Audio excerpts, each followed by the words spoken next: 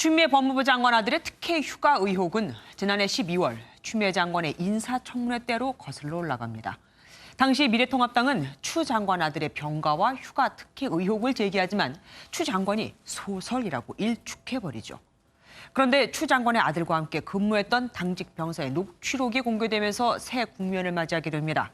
추 장관 아들이 부대에 복귀하지 않자 어디냐고 물으니 서울 집이다라고 했고 복귀하라고 지시했는데 20-30분 뒤 상급 부대 대위가 찾아와 미복귀가 아닌 휴가자를 올리라고 명령을 했다는 겁니다. 게다가 추 장관 당대표 시절 보좌관이 군 관계자에게 병가 연장을 문의하는 전화가 왔다는 녹취록까지 공개되면서 파장은 더 커지게 됩니다.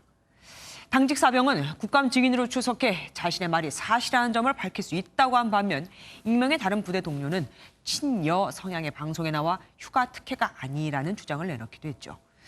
야권에서는 급기야 문재인 대통령이 결단을 내려야 한다고 압박하고 나섰습니다. 청와대가 과거 조국 사태 때와 달리 입장을 밝히지 않고 그냥 침묵으로 일관하고 있거든요. 우종환 기자가 보도합니다.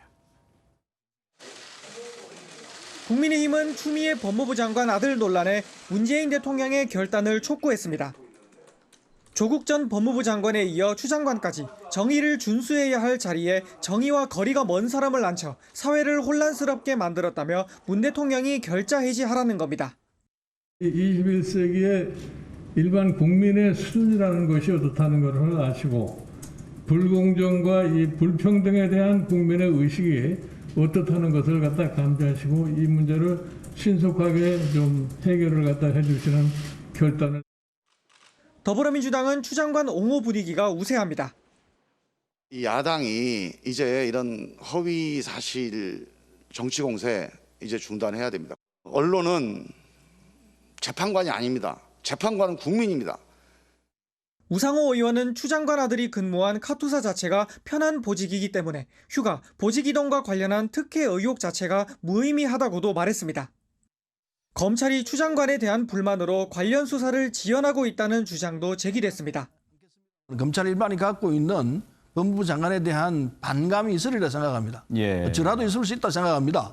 그게 이 사건으로 영향받아가지고 이렇게 계속해서 끌고 있는 것 아닌가. 다만 민주당 일각에서는 정권에 부담을 줄 수 있는 추미애 리스크라는 우려도 나옵니다. 청와대가 특별한 입장 없이 침묵하는 가운데 민정수석실에서 해당 사안과 관련해 법률 검토를 하고 있다는 보도가 나왔지만 청와대는 확인해 줄 수 없다는 입장입니다. 일각에선 조국 전 장관 사태 때처럼 2030 세대에 민감한 공정성 문제가 커질 수 있는 만큼 상황을 예의주시하는 분위기도 감지됩니다. MBN 뉴스 우종환입니다.